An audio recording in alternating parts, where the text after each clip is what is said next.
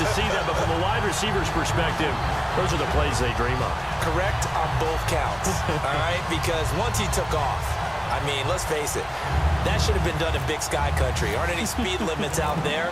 And off he went. Glad I wasn't the one trying to chase him.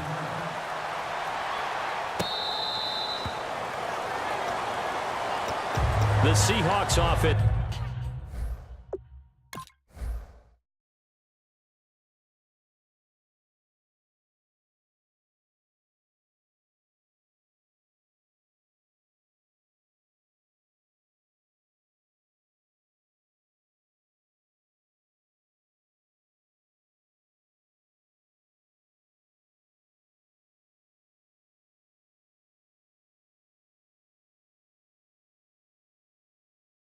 Now they get set to go back to work, and they were able to punch it in the end zone last time. They'll be looking to do that again here for the defense. Obviously, they'll be looking to stop them from punching it back in the end zone. It always is punch-counter-punch, isn't it? And which team has the advantage? Well, let's just go back. Last time on offense, they rolled downfield, getting to a good... He's got a man, complete. And all the way in, touchdown, Seattle. Tyler Lockett, 75 yards. And the Seahawks are going to take the lead. And correct me if I'm wrong, that was just a simple fly route, wasn't it? No, there's nothing to correct at all. You've got it down pat. And I just remember as a player, when I'd be in practice sessions and I'd hear 9 from the receivers, that meant fly route, go. Uh-oh, look out. That was the 9, and he just kept going all the way into the end zone for the touchdown. And he'll make it across the 20 as his guys will set up shop at the 23-yard line. The Raiders offense now making their way back out onto the field. And that last drive, a long drive, but not just that. They had a great air attack going. Do they stick with that? I would think that they would, because if they were confident enough to do it on the last drive, starting backed up in their own territory, why would you change anything? They've got to be confident about what they're presenting and continue to do so. Yeah, because the secondary, they really look clueless. And that was amazing because that drive went and went, no adjustments, and no big plays by the defense to knock the ball away. Back now in the East Bay. It's Raider football here, but they're on the short side of the scoreboard right now as we begin the fourth.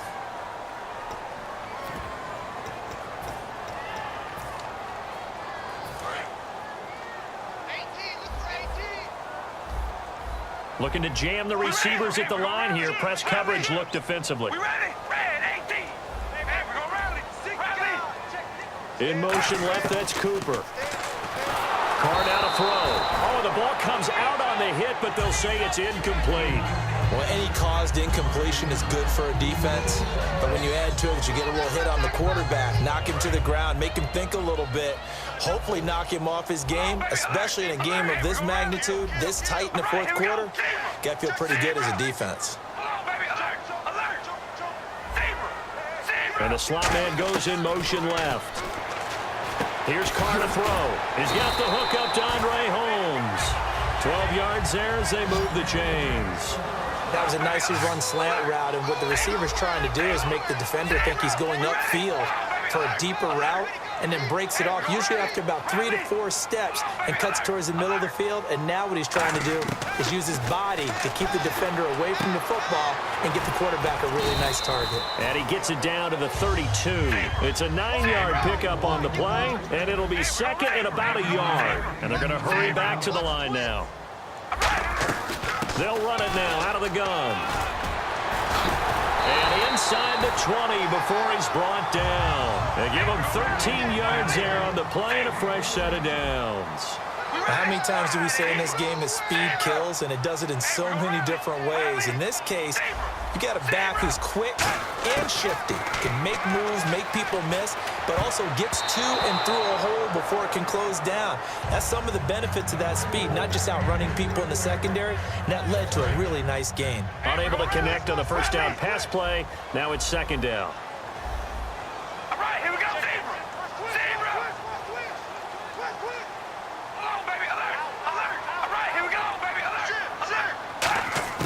Working from the gun, it's Carr. Throwing for his running back, and he's got him complete. And he gets it inside the 10 to the 9. It's a 10-yard gain there, and it sets him up now 1st and goal. And now they're in the hurry-up. Wide and yank. Wide and yank. Zebra. Zebra.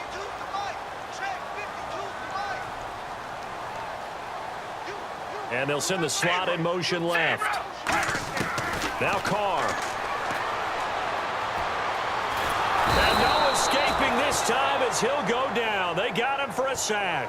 Brock Coyle in there to drop him, and it'll be a loss of about 8.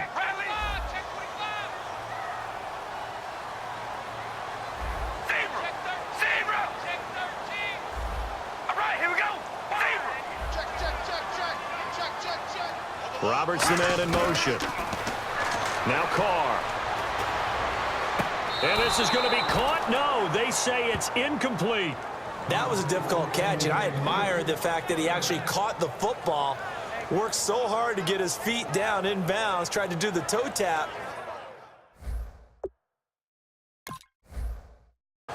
My dad's an accomplished tap dancer. I'm not sure he would have gotten his feet in on that one. Is he really? Yeah, that he is. How about that? What about young Davis? No, it did not. It did not cross. It didn't carry over. No, it stopped right there.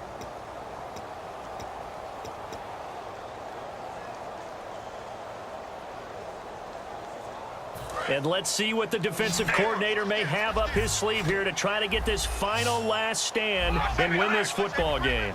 Now it looks like they might be expecting a pass, an extra DB in on 3rd and goal. And that's how the game has changed. Now we think pass first, even in goal line situations. To throw his Carr. He's going to take a shot for the end zone. So they took a shot there on 3rd down, couldn't get it. Now it's 4th.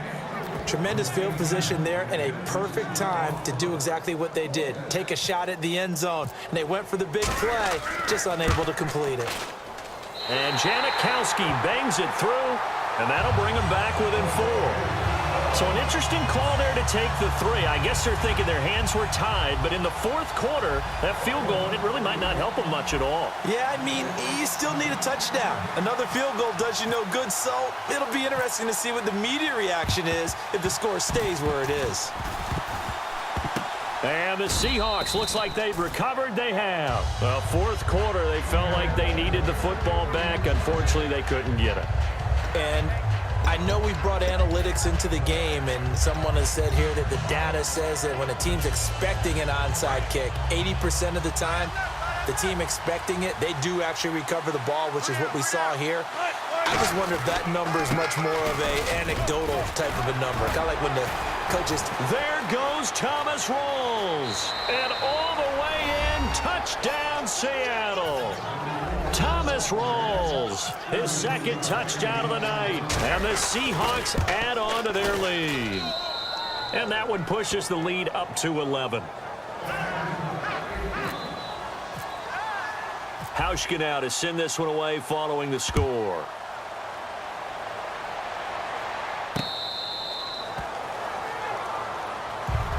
And now Oakland ready to take the field. And they had a long drive last time, but they had to settle for a field goal, and I'm sure that's how it felt to them, settling. They probably should have gotten in the end zone. Yeah, not out-and-out joy, right? Because that's what you get when you put the ball in the end zone. But there are benefits to that type of a long drive. Your defense gets a chance to take a break, adjust a little bit, maybe get themselves ready to get back out on the field and play a little bit better. So they'll take the benefit even though they wanted the 6 points. Yeah, maybe wore down the other. Oh, this is taken in. It's complete. And he'll be taken down, but not before he gets into enemy territory.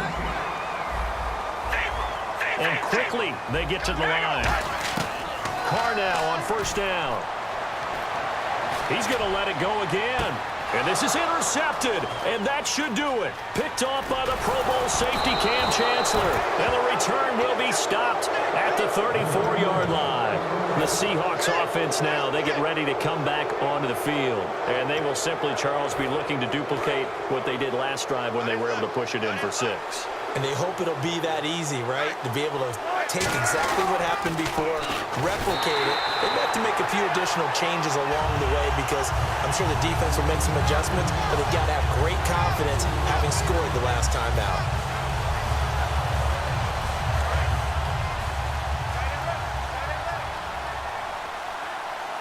They come up in an offset eye. On second down, here's Wilson. Baldwin with it over the middle. And he'll be taken down, but not before he gets into enemy territory. And a good quarterback facing zone coverage. If he has just a little bit of time to survey the scene, that's what's going to happen. No doubt about it. If there's no pressure, he's going to continue to pick them apart because he'll have all that time to find someone open downfield. You can only cover for so long. So maybe they want to go to a zone blitz scheme, get a little bit more pressure. Remember when Carolina did that against Denver? They lost the game ultimately. They dropped the defensive end out, and he ended up with an interception in that game in Super Bowl 50. Maybe some sort of scheme like that to try and get more pressure at the passer. And he is going to lose yardage here. That's going to go as a loss of a yard, and it'll be second down. Brandon, that play ended so fast, it's almost as if the quarterback handed it to the runner, and the tackler was there right away for a loss of yardage.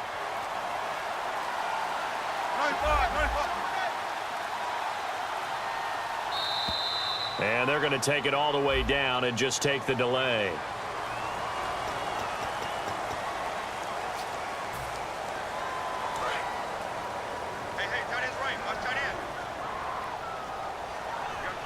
They come out here in the eye.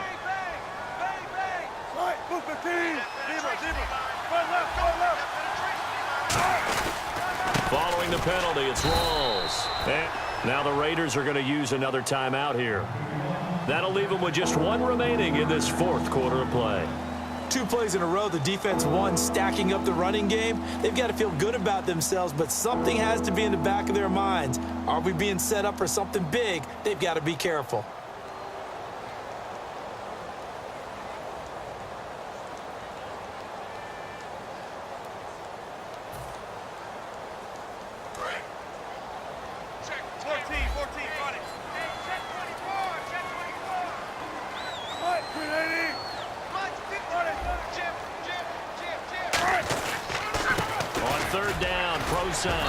And he'll fight his way forward to about the 48-yard line.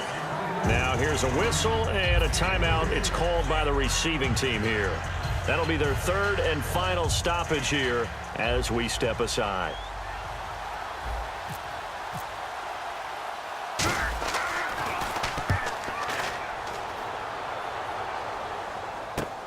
Now Carey. 12 yards on the return that time. And possession will change here with very little time remaining in this contest. And now Oakland ready to take the field. What do you do here down like this in this situation? Do you maybe just pick something out of the playbook you haven't called in a while, or you call it a day? You can do that, or you pick something that's a staple for you and should work better and try and execute that on the way out the door and maybe get back to base and feel a little bit better as you end up. And got his man complete. And give him a gain of 37.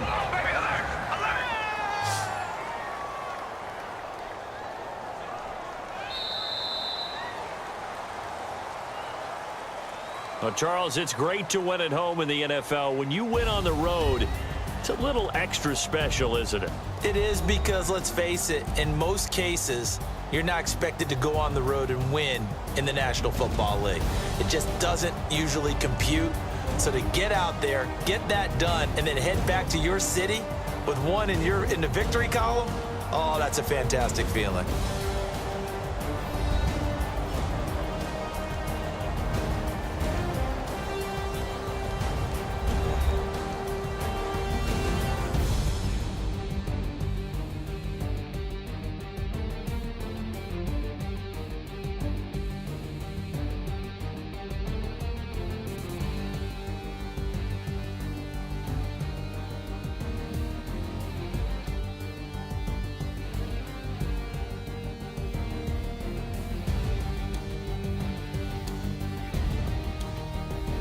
So that'll do it. For my partner, Charles Davis, and the best darn crew in the industry, I'm Brandon Gaudin. This has been a presentation of the NFL on EA Sports. With that, we say good night from Oakland.